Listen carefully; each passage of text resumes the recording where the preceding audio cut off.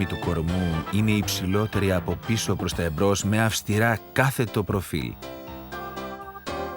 Η ιοσφυϊκή χώρα είναι πλατιά, πολύ σφιχτή. Η γλουτή είναι μακρύ, πλατιή, ελαφρώς και κλειμένη. Είναι στρογγυλεμένη χάρη στη μεγάλη ανάπτυξη των μειών. Το στέρνο είναι πλατή, κατηφορικό και ανοιχτό, με πολύ αναπτυγμένους θωρακικούς μύες. Η ουρά βρίσκεται αρκετά ψηλά, στην ευθεία των γλουτών. Μπορεί να κινείται χαμηλά ή λίγο πιο ψηλά από τη ράχη, αλλά δεν πρέπει να είναι ανασηκωμένη σε σχήμα κεριού. Κόβεται στον 4ο σπόνδυλο. Τα πρόσθια πόδια πρέπει να είναι κάθετα, δυνατά και ανθεκτικά. Τα πίσω είναι κάθετα, σε καλή αναλογία με τη φόρμα του σκύλου, είναι δυνατά και ισχυρά. Οι βηματισμοί που παρατηρούνται στις επιδείξεις είναι το περπάτημα και ο καλπασμός. Στο περπάτημα βαθμολογούνται η καθετότητα και η αρμονία των πρόστιων και των πίσω ποδιών. Στον καλπασμό βαθμολογούνται η ευχέρεια της κίνησης με μεγάλη ταχύτητα. Η κίνηση των πίσω ποδιών πρέπει να ακολουθεί τη γραμμή των πρόστιων και δεν πρέπει να υπάρχει καμπούριασμα στη γραμμή της ράχης. Ένας σκύλος πρικισμένος με άριστη όθηση και κίνηση θα καταφέρει να καλύψει με τα πίσω πόδια το χνάρι των πρόστιων. Το τρίχωμα είναι κοντό αλλά όχι σαν ξυρισμένο, με λία υφή φωτεινό και λαμπερό. Τα πιο συνήθη χρώματα είναι το μαύρο, καφέ πορτοκαλί σε ποικίλες αποχρώσεις, το γκρι και το τιγρέ, κυρίως με καφέ πορτοκαλί χρώμα ή γκρι σε ποικίλες αποχρώσεις. Στους σκύλους με τιγρέ χρώμα παρουσιάζεται μαύρη ή γκρι μάσκα, η οποία εκτείνεται στη μουσούδα και δεν πρέπει να ξεπερνά τη γραμμή των ματιών. Το ύψος στα ακρόμια για τα αρσενικά είναι από 64 έως 68 εκατοστά. Στα θηλυκά από 60 έως 64. Μπορεί να είναι 2 εκατοστά ψηλότερα ή πιο κοντά. Το βάρος των αρσενικών είναι από 45 έως 50 κιλά, ενώ εκείνο των θηλυκών είναι από 40 έως 45 κιλά. Ο δημορφισμός του φύλου πρέπει πάντα να είναι πολύ εμφανής.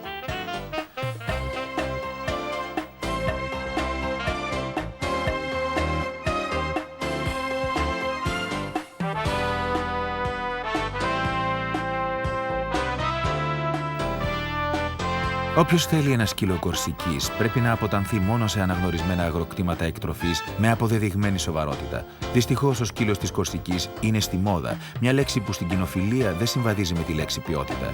Επομένως είναι εύκολο να πέσουμε θύματα ανειλικρινών ανθρώπων που προτίθενται να μας δώσουν κουτάβια που μόνο τέλεια δεν είναι. Το πρώτο που πρέπει να κάνουμε είναι να πληροφορηθούμε για τη ράτσα, την ιστορία της, τα χαρακτηριστικά της.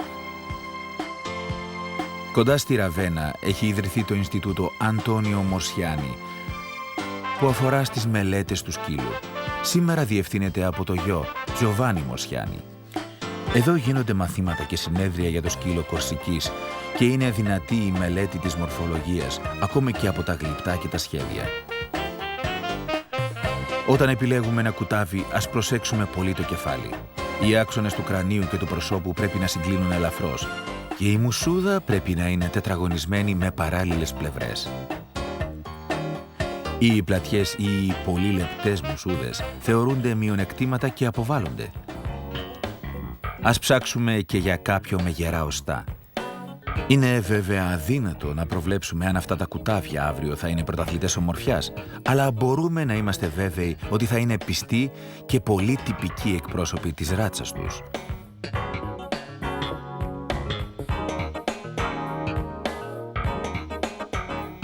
Ένα κουτάβι που έχει εκτραφεί σωστά θα γίνει ένας ενήλικας ικανός να μας δώσει κάθε ικανοποίηση σε όλους τους τομείς.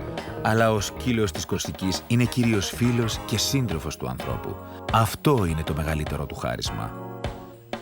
Δεδομένου ότι κάποιοι κακοποιοί τους είχαν χρησιμοποιήσει σε αγώνες, κάποιος θα σκεφτεί ότι ο κορσικός είναι άγριος με τους άλλους σκύλους. Αυτές οι εικόνες δείχνουν κατά πόσο αυτό αληθεύει. Αυτή που βλέπουμε είναι η μπουφέρα, μια θηλυκή με κουτάβια που δεν είναι δικά της.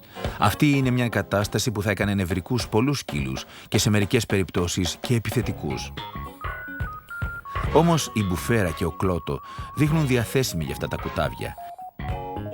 Αν και σε μερικές περιπτώσεις οι μικροί Πολωνέζοι συνάντησαν μερικές δυσκολίες στο να κρατήσουν το βήμα τους με εκείνο των μεγάλων φίλων τους. Στην πραγματικότητα ο Κορσικός είναι ισορροπημένος και με τους ομοίους του.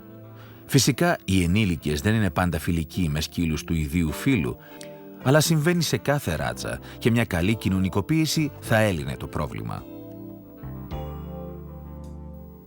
Εδώ βλέπουμε να παίζουν μαζί η Τζάντα, ο Κλώτο και ο Γιούρακ. Ο Κλώτο και ο Γιούρακ είναι ενήλικα αρσενικά, αλλά κανείς τους δεν σκέφτεται να καυγαδίσει. Και τώρα ας παρατηρήσουμε αυτά τα 3 αρσενικά στη δουλειά. Είναι υπό απόλυτο έλεγχο και υπακούν στην εντολή «μείνε» που τους δίνει ο εκπαιδευτής, αγνοώντας παντελώς τους άλλους σκύλους.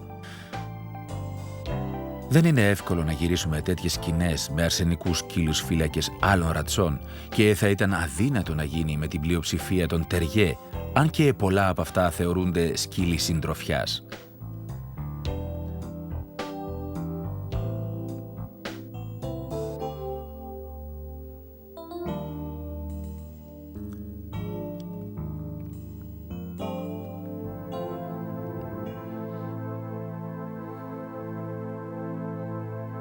Φτάσαμε στο τέλος του ταξιδιού μας, αλλά καταφέραμε να σας πούμε μόνο ένα μικρό μέρος από αυτά που πρέπει να ξέρετε για το σκύλο της Κορσικής. Αν αγαπάμε μια ράτσα, ας τη μελετήσουμε σε βάθος, ας μην ξεχνάμε την ιστορία της, αλλά ας προσπαθήσουμε να καταλάβουμε ποιος είναι σήμερα ο σκύλος της Κορσικής. Κάθε ράτσα έχει μια αταβιστική κληρονομιά που αναμφισβήτητα επηρεάζει τη φυσική της όψη και το χαρακτήρα, μα κάθε μεμονωμένος σκύλος είναι και το αποτέλεσμα της επιλογής του εκτροφέα του και αυτού που εμείς γνωρίζουμε ότι θα κάνουμε μαζί του. Αν καταφέρουμε να χτίσουμε τη σωστή σχέση, αν τον οδηγήσουμε κατά την ανάπτυξή του μέρα με τη μέρα, παρατηρώντας τον και οριμάζοντας μαζί του, τότε ο σκύλος μας θα γίνει ένας έμπιστος, δυνατός, σίγουρος για τον εαυτό του ενήλικας, ισορροπημένος σε κάθε περίσταση, με μια λέξη κορσικός.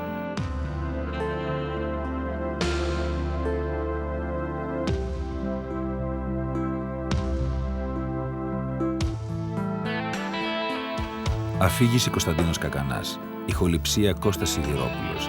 Μίξη ήχου Μάνος Εργαζάκης. Ρύθμιση εικόνας Θανάσης Κομάκης. Η μεταγλώτηση έγινε στα στούντιο της Οπτικοακουστικής.